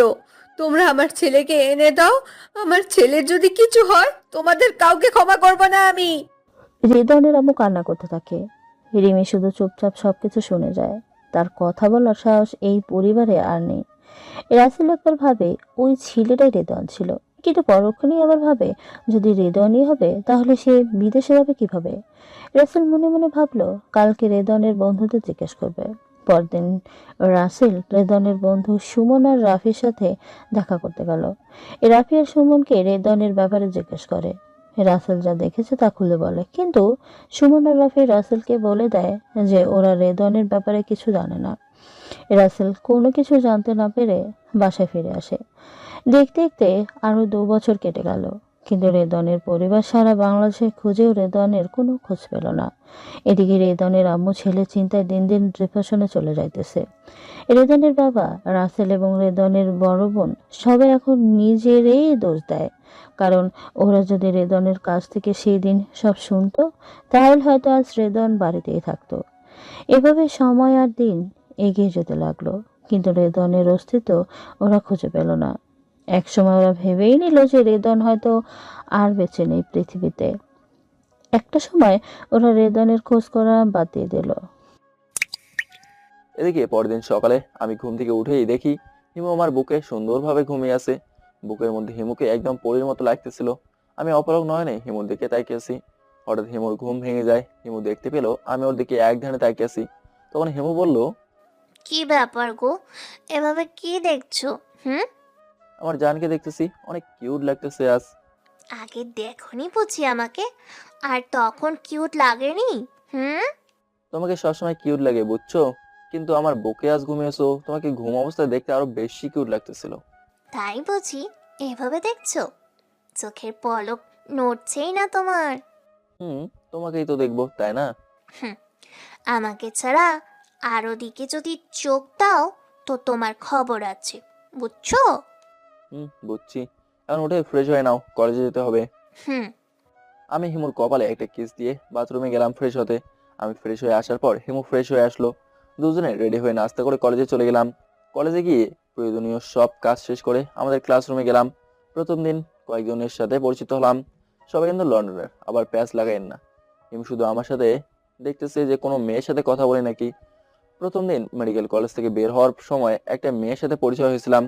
আমি আর হিমু দুজনেই। হিমু প্রথমে পরিচিত হয়েছিল, মেয়েটির নাম এলিসা। এলিসা হিমুকে আমার কথা জিজ্ঞেস করতেই, এই ছেলেটি কি হয় তোমার? আমার স্বামী। আমি তো হিমুর কথা শুনে রীতিমতো অবাক। বিয়েই এখনো হলো না, তাতে স্বামী হয়ে গেলাম। বাহ, খুব সুন্দর তো। স্বামী স্ত্রী দুজনেই মেডিকেলে পড়ছো, ডাক্তার হবা? খুব ভালো। হ্যাঁ। তোমাদের লাভ ম্যারেজ নাকি? হ্যাঁ, লাভ ম্যারেজ। এরপর এলিসা আমার পরিচিত হয়ে নেয়। তারপর আমরা যে যার বাসায় চলে আসলাম। কলেজ থেকে ফিরতে বিকেল হয়ে গেছে। দুজনে ফ্রেশ হয়ে খেয়ে নিলাম। খাওয়ার পরে শুয়ে রেস্ট করতেছি। হিমু আমার বুকেই শুয়ে আছে। সন্ধ্যাবেলা দুজনে বাইরে থেকে ঘুরে আসলাম। অনেক সুন্দর সুন্দর জায়গা দেখলাম। রাতে খাবার খেয়ে ঘুমিয়ে পড়লাম। কলেজে অনেক প্রেমিক জুটি আছে। মাঝে মাঝে হিমু আমার দিকেও কেউ নজর দিত, এলিসাকে ধরতো প্রেম করিয়ে দেওয়ার জন্য। এলিসা কলেজে সবাইকে বলে যে আমরা স্বামী স্ত্রী। লন্ডনে আসার 15 দিন হয়ে গেল। প্রতিদিন কলেজে যাওয়া, ক্লাস করা, হিমুর সাথে খুনসুটি করা, আর মাঝে মধ্যে ঘুরতে যাওয়া। এলিসা আমাদের পুরো শহর ঘুরে দেখায়। মেয়েটি অনেক ভালো, খুব ভালো বন্ধু হয়ে গেছে। এভাবেই চলতেছে দিনগুলো। 2-3 দিন পর আঙ্কেল আন্টি আর মারিয়ার সাথে কথা বলি। আন্টি আর মারিয়া প্রথম কথা বললেই কান্না করতো। খুব মিস করে আমি। হিমুর আব্বু আম্মুর সাথেও কথা হয়। এভাবেই দেখতে দেখতে প্রায় 2 বছর চলে গেল। আমাদেরও 2টা সেমিস্টার চলে গেল। আল্লাহর রহমতে খুব ভালোভাবেই 2টা সেমিস্টারের পরীক্ষার রেজাল্ট অনেক ভালোই হয়েছে। হিমুর বাবা মা 1 মাস পর লন্ডনে আসার কথা। হিমুর আম্মুকে বলেছে তার লন্ডনে আসলে যেন আমাদের বিবাহ দিয়ে দেয়। কি মেয়ের বাবা, বিয়ের জন্য একেবারে পাগল হয়ে গেছে। আপনারা আবার হিমুকে কিছু বলিয়েন না। আমাদের কলেজ ভালোভাবেই চলছে। মাঝে মাঝে স্যারেরা বিভিন্ন প্রাণীদের অপারেশন করার মাধ্যমে আমার প্র্যাকটিস করাচ্ছে, যেন আমাদের মাঝে কোনো ভয় না থাকে, আমরা স্বাভাবিকভাবেই সবকিছু করতে পারি। একদিন এক সিনিয়র স্যার আমাকে তার সাথে একটা অপারেশনে নিয়ে গেলেন। পেটে পাথর হয়েছে, তার অপারেশন করতে হবে। আমাকে স্যার তার কাজে সহযোগিতা এবং ভালোভাবে শেখার জন্য বললেন। আমি স্যারের সাথে কাজ করতে লাগলাম। অপারেশন শেষ হওয়ার পর আমাকে বললেন, আমি ভেবেছিলাম তোমার কাছে হয়তো এটা ঠিক হবে, তোমাকে বুঝানো আমার ঠিক হবে, কিন্তু তুমি সহজেই সব বুঝে ফেললে কোনো ভয় ছাড়াই। দোয়া করবেন স্যার যেন ভালো ডাক্তার হতে পারি। অবশ্যই এখন থেকে আমি যতগুলো সার্জারি করব তোমাকে সাথে নিব, তোমাকে দিয়ে করাবো। ধন্যবাদ স্যার, কিন্তু একটা রিকোয়েস্ট ছিল। হ্যাঁ বলো। স্যার হিমুকেও শেখাতে হবে, আমরা দুজনেই এটা করতে চাই। স্যার জানে আমরা একে অপরকে লাভ করি। ওকে ঠিক আছে, এখন ক্লাসে যাও। স্যারের সাথে কথা বলে চলে এলাম ক্লাসে। সারাদিন ক্লাস করে বাসায় চলে এলাম। রাতে ঘুমানোর সময় হিমুকে আজকের অপারেশনের কথা খুলে বললাম। হিমু খুব খুশি হয়েছে। এরপর থেকে স্যার যতগুলো অপারেশন করতে যেত আমাকে আর হিমুকে সাথে নিত। মাঝে মাঝে স্যার দাঁড়ায় থাকে, আমি আর হিমু অপারেশন করি। একটা সময় অনেক হ্যাবিট হয়ে যায়। মাঝে মাঝে মেডিকেল এর সিনিয়র স্যারদের সাথে ভিজিট করি। সব ছাত্রছাত্রী সময় ভাগ করে নিয়ে ভিজিটে যাই। আজকে সকালে হিমুর বাবা মা চলে এসেছে। সবাই খুব খুশি হয়েছি। আন্টি তো আমাকে জড়িয়ে ধরে কেঁদে ফেলেছে। আমাদের দুজনের চোখেও পানি। 2 বছর পর আপনজনদের সাথে দেখা। রাতে আঙ্কেল আন্টি সকালে খাবার পর রেস্ট নিচ্ছে। আমরা দুজন কলেজে চলে গেলাম। আজকে দুপুরে ভিজিট আছে। ক্লাস শেষ করে ভিজিটে গেলাম। তখন স্যার ফোন করে ডাকলেন, আমাকে একটা অপারেশন করতে হবে। হিমু আর এলিসা ভিজিট করতেছে আর আমি চলে গেলাম অপারেশন থিয়েটারে। আজকে স্যার কোনো দিক নির্দেশনা দেননি। আমি একাই সফলভাবে অপারেশন করলাম। স্যার আমার কাজ দেখে খুশি হয়ে দোয়া করছিলেন যে আমি একদিন খুব ভালো সার্জারি ডাক্তার হব। সেদিন মেডিকেল থেকে ফেরার পর সন্ধ্যাবেলা আঙ্কেল আন্টি আমি হিমু সবাই মিলে আড্ডা দিলাম। রাতে খাবার পর শুয়ে পড়লাম। আঙ্কেল আন্টি আসার কারণে হিমু আমার রুমের পাশের রুমেই ঘুমিয়েছে, যেন ওনারা না বুঝতে পারে যে আমরা একসাথেই ঘুমাই, তাহলে অন্য কিছু বুঝতে পারে। একা একা শুয়ে আছি, কিন্তু ঘুম আসছে না। আসবে কেমনে বলেন তো? 2 বছর থেকে হবু বউকে বুকে নিয়ে ঘুমাই, আর আজকে একা একা ঘুম আসবে? একটু পর মোবাইলে মেসেজ আসলো। দেখলাম হিমু মেসেজ দিয়েছে। ঘুমিয়ে পড়েছো সোনা পাখি? না, ঘুম তো আসছে না। আমারও একই অবস্থা। প্রতিদিন তোমার বুকে মাথা দিয়ে তোমাকে জড়িয়ে ধরে ঘুমাই, আজকে আলাদা শুয়ে ঘুম আসছে না। আমারও একই অবস্থা গো। এক কাজ করো, তুমি আমার রুমে চলে আসো, আমি দরজা খুলে রেখেছি। আরে কি বলছো? মাথা ঠিক আছে তো নাকি? আঙ্কেল আন্টি বুঝতে পারলে খারাপ ভাববে। কিছু হবে না, তুমি আসো, আমার একা ভালো লাগছে না, প্লিজ আসো। আচ্ছা ঠিক আছে। হিমুর রুমে গিয়ে শুয়ে পড়লাম। হিমু আমার বুকে মাথা রেখে শুয়ে পড়লো। দেখতে পেলাম হিমু আমার মুখে দেখে তাকিয়েছে। কি দেখছো এমন করে? তোমার ঠোঁট দুটো। কেন? তোমার ঠোঁট দুটো আমাকে আদর করতে ডাকছে। তাই নাকি? আমার ঠোঁট আবার কথাও বলে তোমার সাথে? হ্যাঁ, এখন চুপচাপ আমার কাজ করতে দাও। এই কথা বলেই হিমু লিপ কিস করতে শুরু করলো। কয়েক মিনিট পর ছেড়ে দিচ্ছে, আবার করতেছে। নিজেকে কন্ট্রোল রাখা মুশকিল হয়ে যাইতেছে। হিমুকে বললাম কথাটা। হিমু বললো যা হচ্ছে হতে দাও। হিমুর আচরণে নিজেকে আর সামলাতে পারলাম না। আমিও সারা দিলাম হিমুর সাথে। আমাদের মাঝে যে দেওয়ালটা অবশিষ্ট ছিল সেই দেওয়ালটাও ভেঙে গেল। ভালোবাসার পরশে হারিয়ে গেলাম দুজনে। বুঝে নেন কি হয়েছে। রাতে দুজনে আদর ভালোবাসায় হারিয়ে গেলাম। রোমান্স শেষে হিমুকে জিজ্ঞেস করলাম, হিমু এটা কি ঠিক হলো? হ্যাঁ, বেটিকের কি হয়েছে? হ্যাঁ, বিয়ের আগে আমাদের এটা করা কি ঠিক হলো? 1 সপ্তাহ পর তো বিয়ে করতেছি। আমি চেয়েছিলাম তোমাকে একেবারেই আপন করে নিব, আজ সেটা পূরণ হলো। হিমুর সাথে কিছুক্ষণ গল্প করে কপালে কিস দিয়ে ঘুমিয়ে পড়লাম। শেষ রাতে আমি উঠে আমার রুমে গেলাম। সকালে ঘুম থেকে উঠে নাস্তা করার সময় আন্টি বললো সামনের সপ্তাহে আমাদের বিয়ে দিয়ে আঙ্কেল আন্টি চলে যাবেন। হিমুর নানু অসুস্থ, তাই আমার কথা শেষ করে কলেজে চলে গেলাম। এদিকে রেদনের পরিবার রেদনের মৃত ভেবে সবকিছু সামলে নিয়ে আগের মতোই চলতে লাগলো। সবাই হাসি খুশি থাকে। রিমির সাথেও রাসেল স্বাভাবিক হয়ে গেছে, কিন্তু রেদনের আম্মু আর ফারজানা রিমির সাথে এখনো কথা বলে না। এদিকে রেদনের আম্মু মাঝে মাঝে অসুস্থ হয়ে পড়েছে, বেশি টেনশনের কারণে। হঠাৎ একদিন রেদনের আম্মু স্ট্রোক করে। সবাই তাকে হাসপাতালে নিয়ে যায়। ডক্টর সবকিছু চেক করার পর বলে, প্রথমবার স্ট্রোক করলো। এ যাত্রায় খুব একটা সমস্যা দেখা দেয়নি, কিন্তু সাবধান, তাকে কোনো রকম টেনশন কিংবা কোনো খারাপ সংবাদ শোনানো যাবে না। নেক্সট টাইম স্ট্রোক করলে ওনার জন্য সেটা খারাপও হতে পারে। ঠিক আছে ডাক্তার। রেদনের আম্মুকে রিলিজ নিয়ে বাসায় নিয়ে আসে। দিন দিন অবস্থান অবনতি হতে থাকে রেদনের আম্মুর। বাসায় সবাই বুঝতে পেরেছে যে ছেলের চিন্তায় দিন অসুস্থ হয়ে গেছেন। রেদনের বড় বোনও এখন নিজে নিজে অনুতপ্ত হয়ে গেছেন। এদিকে আমার আর হিমুর বিয়ের দিন এগিয়ে আসলো। আর 2 দিন পরেই বিয়ে। হিমুর আমি খুব খুশি। বোনদের মধ্যে শুধুমাত্র এলিসাকে দাওয়াত করলাম, আর আমার সিনিয়র স্যারকেও দাওয়াত করলাম। এলিসা জিজ্ঞেস করলো, কি রে, তোদের নাকি বিয়ে হয়ে গেছে, এখন আবার কিসের বিয়ে? বিয়ে হয়েছে ঠিক, কিন্তু পরিবারে কেউ উপস্থিত ছিল না, যার কারণে আবার বিয়ে করতে হবে। ও বুঝলাম, আচ্ছা আমি সময় মতোই আসবো। রাতে আঙ্কেল আন্টিকে ফোন দিলাম, তাদেরকে বিয়ের ব্যাপারে খুলে বললাম। তারা খুব খুশি হয়েছে। আমি তাদের কাছে অনুমতি চাইলাম। আঙ্কেল আন্টি আমাদের জন্য দোয়া করলেন এবং বিবাহের জন্য অনুমতি দিল। মারিয়ার সাথে কথা হলো। দেখতে দেখতে বিয়ের দিন চলে আসলো। আজ রাতে আমার আর হিমুর বিয়ে। সিম্পল ভাবে সুন্দর করে বাসাটা ভেতরের দিকে সাজানো হয়েছে। বাসর ঘর সাজানোর দায়িত্ব নিয়েছে এলিসা।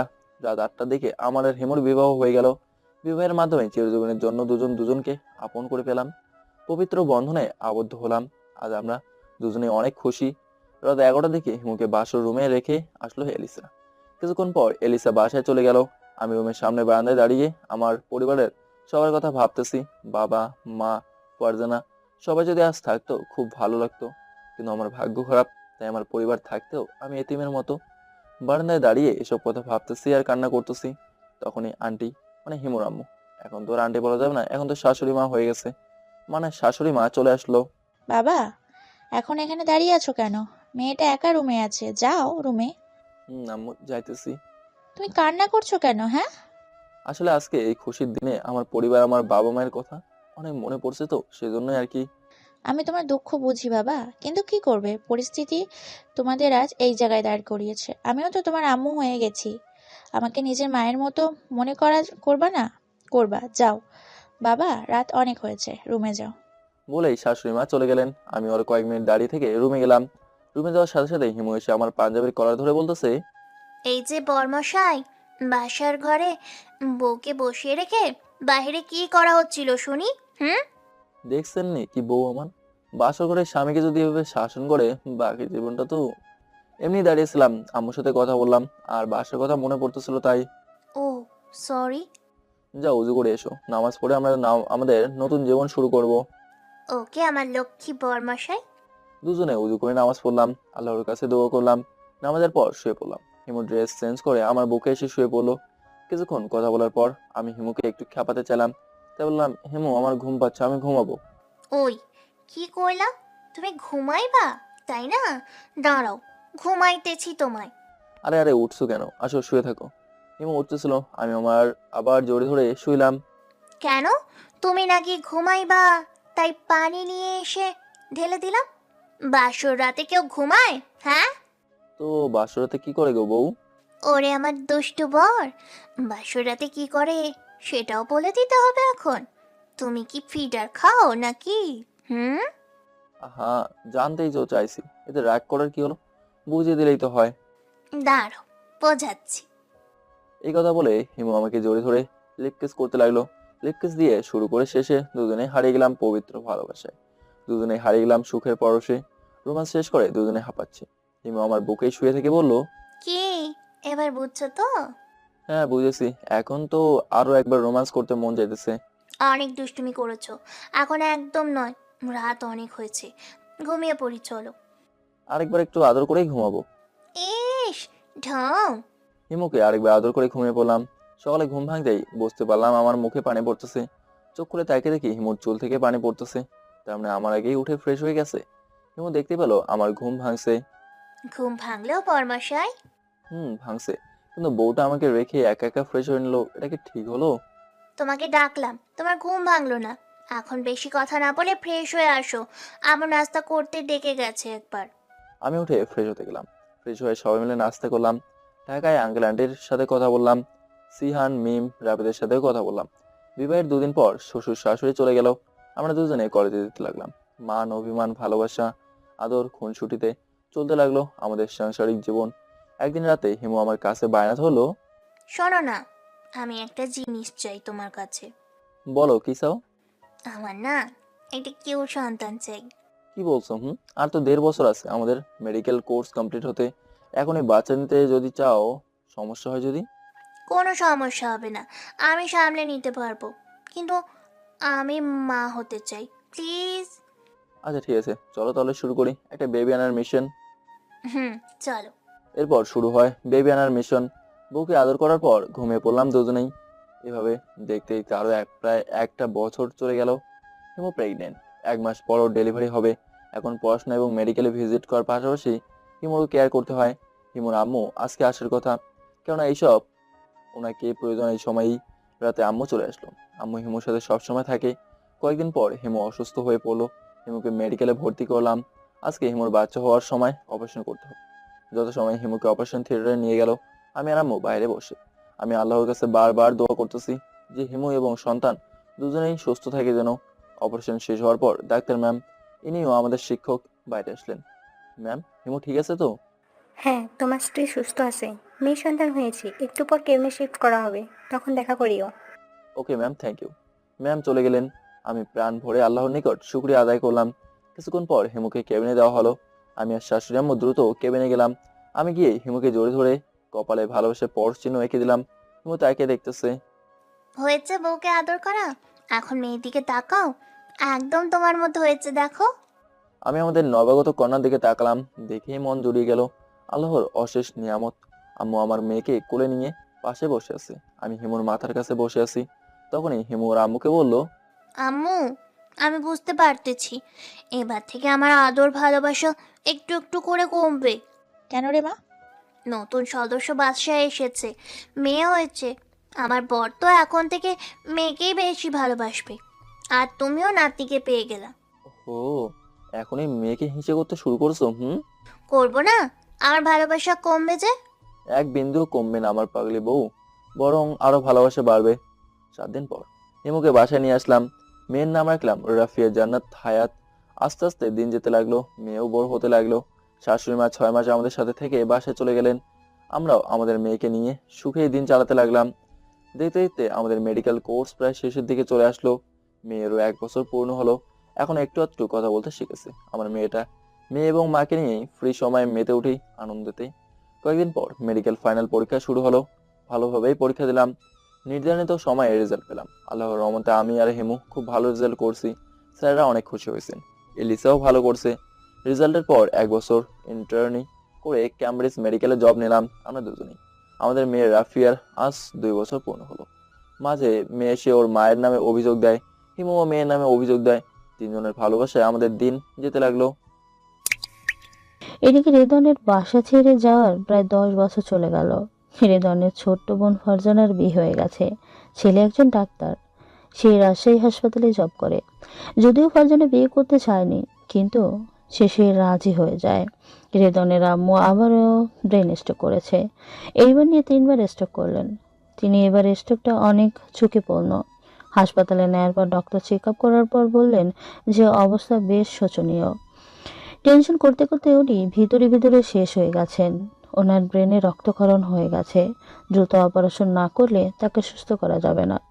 রেদনের পরিবার এই কথা শোনার পর একদম ভেঙে পড়েছে। রেদনের বাবা আর বড় বোন নিজেরাই দায়ী করেছেন এই অবস্থার জন্য। সিনিয়র ডক্টর রহমান রেদনের পুরো পরিবারকে নিজের মেডিকেলে ডাকলেন।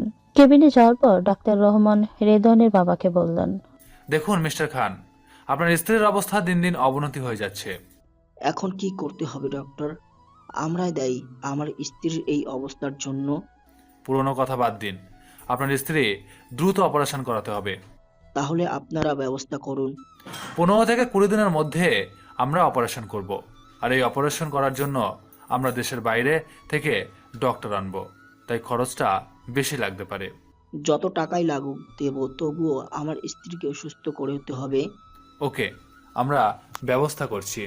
ডাক্তার রহমান সকল ডাক্তারদের নিয়ে আলোচনার ব্যবস্থা করলেন। সেখানেই তিনি রেদনের আম্মুর অপারেশন ব্যাপারে তুলে ধরলেন।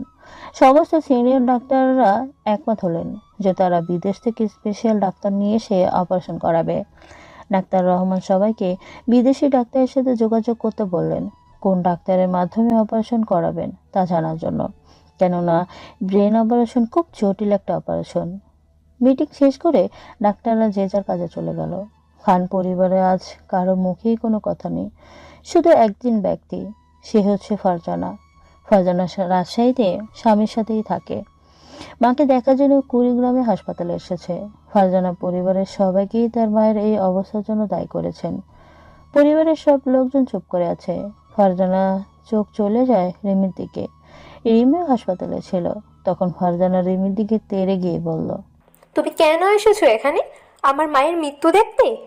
আমার মায়ের এই অবস্থার জন্য তুমি দায়ী আর তোমার বোন। এখন তামাশা দেখতে এসেছো? রিমি কোনো উত্তর দিচ্ছে না, তার চোখ দিয়ে পানি পড়তেছে। তখন রাসেল বলল, ফারজানা রিমি নিজের ভুল বুঝতে পেরেছে। এখন সেও ছোট মার এই অবস্থার জন্য কষ্ট পাচ্ছে। ওকে আর কিছু বলিস না। কেন? তোমার বউকে কিছু বলেছি বলে কি এখন কষ্ট লাগছে? কষ্ট আমারও লেগেছিল সেদিন, যেদিন তোমরা সবাই মিলে আমার ভাইয়াকে বের করে দিয়েছো। আজ যদি আমার মায়ের কিছু হয়ে যায় তোমাদের কাউকে ছাড়বো না আমি, এমনকি আমার বাবাকেও না। ফারজানার এরকম কথা শুনে সবাই শুধু অবাক হয়ে তাকিয়ে আছে।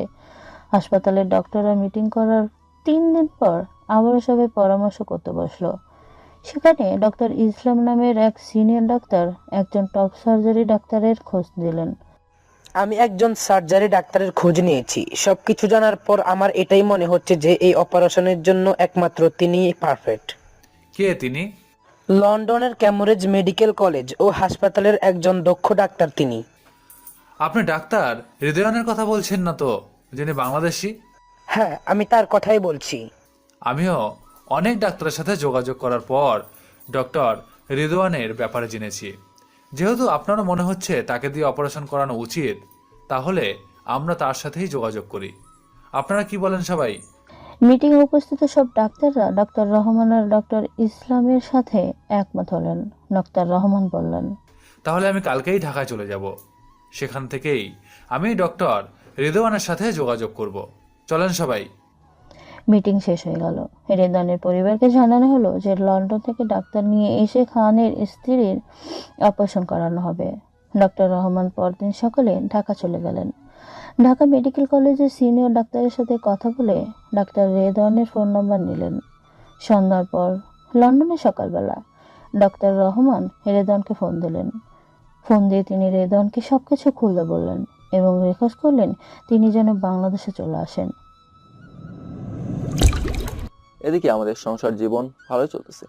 দেখতে আমার রাফিয়ার 3 বছর বয়স হয়ে গেল।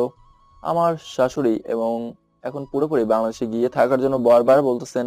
আমি কোনো কিছু এখনো বলিনি, তবে হিমু আর রাফিয়াকে বলেছি ওরা যেন বাংলাদেশ চলে যায়। আমি দেরিতে চলে যাব। একদিন রাতে মেডিকেল থেকে বাসায় এসে দেখি হায়াত কান্না করতেছে। আমি রুমে যাওয়ার সাথে সাথে হায়াত এসে আমাকে বাবা বলে জড়িয়ে ধরলো। আমি হায়াতকে করে নিয়ে বললাম, কি হয়েছে, আমার মামনিটা কান্না করতেছে কেন? বাবা, আম্মু আমাকে মেরেছে। বলেই কান্না করতে লাগলো। কি, আমার মামনিকে মেরেছে? দাঁড়াও, তোমরা আম্মুর বিচার করতেছি। তোমার আম্মু কোথায়? আম্মু রান্না করতেছে। আচ্ছা, মামনির রান্না শেষ হোক, তখন বিচার হবে, কেমন? হায়াত বললো, বাবা, আম্মুকে ওর বাবার বাড়ি পাঠিয়ে দাও, সেখানে গিয়ে থাকবে। তখন হিমু কিচেন থেকে বেরিয়ে আস্তে আস্তে বলল, কে কার বাবার বাড়িতে থাকবে? তুমি যাবে তোমার বাবার বাড়িতে? তাহলে তুমি কোথায় থাকবে? আমি আমার বাবার সাথে থাকবো। তুমি আমার লক্ষ্মী মামনিকে মেরেছো কেন? মারবো না তো কি করব? তোমার মেয়ে এত জেদ করে কেন? আম্মু, কি করছো তুমি? বাবা, আমি শুধু আম্মুর কাছে কিছু জিনিস চেয়েছি, তাই মেরেছে। আচ্ছা দাঁড়াও, তোমার আম্মুকে বকা দিচ্ছি। হিমুকে মিশে মিশে একটু বকা দিলাম। আমার সোনা বাবাই বলেই গালে একটা চুমু দিল। এখন তুমি টিভি দেখো, আমি ফ্রেশ হয়ে আসি, কেমন? আচ্ছা বাবা। আমি রুমে গেলাম ফ্রেশ হতে। হিমু রান্না শেষ করতে গেল। আমি ফ্রেশ হয়ে কিচেনে গেলাম। গিয়ে দেখি হিমু মন খারাপ করে রান্না করতেছে। বুঝে গেলাম বকা দিয়েছি তাই মন খারাপ করছে। আমি আস্তে আস্তে হিমুকে গিয়ে পেছন থেকে জড়িয়ে ধরলাম। আমার বউটার মন খারাপ কেন গো? কেন এসেছো? যাও, তোমার মেয়ের কাছে যাও। আমার কাছে কি? আমার বউয়ের কাছে আমি আসবো না তো কে আসবে? আর হায়াত ছোট মানুষ, বোঝে কম, সেটা তো জানোই। তাই বলে আমাকে বকা দিবা? আমাকে একটুও ভালোবাসো না এখন, শুধু মেয়েকেই ভালোবাসো। ইস রে, আমার বউটার অভিমান হয়েছে বুঝি। আসো একটু আদর করে দিই। বলেই হিমুর কপালে কিস দিলাম।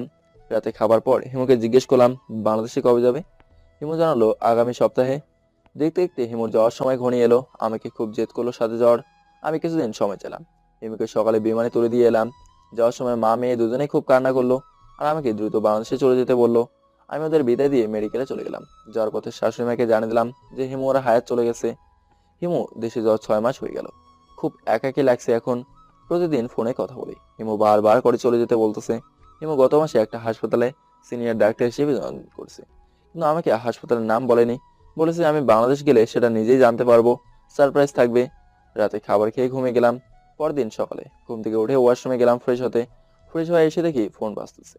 ফোন হাতে নিয়ে দেখি বাংলাদেশ থেকে ফোন রিসিভ করলাম। হ্যালো, আসসালামু আলাইকুম। ওয়ালাইকুম আসসালাম। কে বলছেন? আমি ডক্টর রহমান বলছি, ঢাকা থেকে। এরপর ডক্টর রহমানের সাথে কি কথা হয়েছে সেগুলো আপনারা প্রথম পর্বেই জানতে পেরেছেন। সেগুলো আর নতুন করে এখানে বলবো না। বাস্তবে ফিরে আসি। বাস্তবে ফিরে এলাম। দীর্ঘ জার্নির সন্ধ্যাবেলা বাংলাদেশে পৌঁছে গেলাম। সমস্ত কাজ শেষ করে এয়ারপোর্ট থেকে বের হয়ে দেখি সুমন দাঁড়িয়েছে। সুমন ঢাকায় জব করে, তাই ঢাকাতেই থাকে। যারা প্রথম থেকে গল্পটা শুনেছেন, আমি সুমনকে এয়ারপোর্টে ডেকেছিলাম। আমাকে দেখা মাত্রই সুমন দৌড়ে এসে জড়িয়ে ধরলো। দুই বন্ধুর চোখেই পানি। 7 বছরের বেশি সময় পর দেখা হলো। কুশল বিনিময় শেষে সুমন বলল, তুই তো ভাই সেই হয়ে গেছিস, ফিটনেস একদম ফিট। তুই তো হিরো হয়ে গেছিস। চল এখন বাসায় চল, তোর ভাবি আর আমার মেয়ে তোকে দেখার অপেক্ষায় আছে। আমি বলে এসেছি তোর কথা। শালা হারামি, বিয়ে করলি, মেয়ের বাবা হইলি, অথচ আমি জানি না। দেখ ভাই, রাগ করিস না, ভেবেছিলাম তোকে সারপ্রাইজ দেব, কিন্তু তুই আসার খুশিতে সব বলে দিয়েছি। এখন চল। দুই বন্ধু গাড়িতে উঠে কথা বলতে বলতে বাসায় চলে এলাম। বাসায় দরজার বেল দিতেই ভাবি মানে সুমনের বউ এসে দরজা খুলে দিল। দেখে মনে হলো আমাদের জন্যই দরজার কাছেই দাঁড়িয়েছিল। আমাকে দেখেই, আসসালামু আলাইকুম ভাইয়া। ওয়ালাইকুম সালাম, কেমন আছেন? আলহামদুলিল্লাহ ভালো, আপনি কেমন আছেন? জি আলহামদুলিল্লাহ ভালো। আরে পরেও কথা বলা যাবে, আমার দোস্তকে কি বাইরে দাঁড় করিয়ে রাখবা নাকি? আরে না ভাইয়া, আসেন ভেতরে। ভিতরে গিয়ে ফ্রেশ হয়ে রাতের খাবার খেয়ে সবাই মিলে আড্ডা দিলাম। সুমনের বউ আর মেয়ে অনেক সুন্দর, ব্যবহারও খুব ভালো। আড্ডার সময় সুমন বলল, তো তুই কি একেবারেই দেশে চলে আসছিস নাকি আবার যাবি? না আর যাবো না, একদম থেকে যাবো দেশে। আরো দেরিতে আসতাম, কিন্তু একটা সিরিয়াস অপারেশন করার জন্য আসতে হলো, তাই একেবারেই চলে আসলাম। ভাবি জানে কি? না, তোর ভাবিকে সারপ্রাইজ দেওয়ার জন্যই তো তোকে কাউকে জানাতে নিষেধ করেছি। ও শোন, কাল সকালে মিরপুর যাব। মারিয়াদের বাসায় নাকি? হ্যাঁ, আড্ডা শেষ করে ঘুমিয়ে পড়লাম। পরের দিন সকালে ঘুম থেকে উঠে ফ্রেশ হয়ে সুমনকে নিয়ে মিরপুর চলে আসলাম। আঙ্কেলের বাসার সামনে এসে দরজায় কলিং বেল বাজালাম। একটু পর দরজা খুলে গেল। সামনে দেখি মারিয়া। মারিয়া আমার দিকে কিছুক্ষণ তাকিয়ে দেখলো। হয়তো এত বছর পর চিনতে একটু সময় লাগতেছে। সাথে সাথে ভাইয়া বলে চিৎকার দিয়ে আমাকে এসে জড়িয়ে ধরে কান্না করতে লাগলো। মারিয়ার ভাইয়া ডাকের চিৎকার শুনে আঙ্কেল আন্টি দরজার সামনে এসে আমাকে দেখে তো একেবারে অবাক হয়ে গেছে। আমি মারিয়াকে ছাড়িয়ে নিয়ে বললাম, আমার পিচ্চি বোনটা তো অনেক বড় হয়ে গেছে দেখছি। ভাইয়া তোমার পিচ্ছি বোন আর পিচ্ছি নেই। আমি আঙ্কেল আন্টিকে সালাম করলাম। আঙ্কেল আন্টি দুজনে আমাকে দেখে বুকে নিয়ে কান্না করলো। রুমে যাওয়ার পর আন্টি বলল, বাবা তুমি আসবে আমাদের কাউকে বললে না, 2 দিন আগেও তো কথা হয়েছিল। আসলে আন্টি আমি আসতাম না, কিন্তু হঠাৎ করে দেশে আসতে হলো। হ্যাঁ, কেন আসবে দেশে? কে আছে তোমার দেশে? আমরা তো এখন পর হয়ে গেছি। আন্টি এসব কি বলো তুমি? তোমাকে তো আমি মা মনে করি, মাকে কি কখনো ছেলে পর ভাবে? এই কথা দিলাম। আর তোমাদের ছেলে বিদেশ যাব না। ভাইয়া সত্যি তুমি আর যাবে না? আরে পাগলি বোন আমার, আর যাব না, দেশেই থাকবো। সবাই মিলে নাস্তা করলাম। তারপর আঙ্কেল আন্টিকে বললাম আমি কেন এসেছি, আর এখন থেকে দেশেই থাকবো। আঙ্কেল আন্টি আর মারিয়ার জন্য কিছু উপহার এনেছিলাম, সেগুলো দিয়ে বিদায় নিলাম। কেননা আমাকে ডক্টর রহমানের সাথে দেখা করতে হবে। আঙ্কেল আন্টির কাছ থেকে বিদায় নিয়ে ডক্টর রহমানকে ফোন দিলাম।